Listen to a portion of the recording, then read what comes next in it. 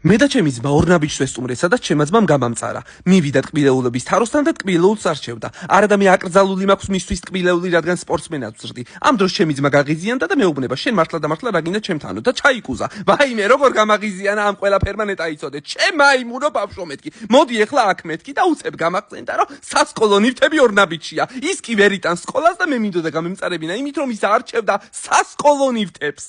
გაიხაროს ორმა ნაბიჯმა, რომ სასკოლო ნივთები აქ არის.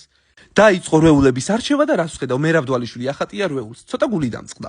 რადგან მინდა რომ ჩემი ძმისთვის მე ვიყო ყველაზე ძლიერი ადამიანი და ვარჯიშიც ამიტომ დავიწყე. ნიკოლოზ, მერავდვალიშვილზე ძლიერი არ ვართ, ხო? არაო, არ ხარო, ვაიმე, როგორ ჩამწყდა გული ნეტაიცოდეთ.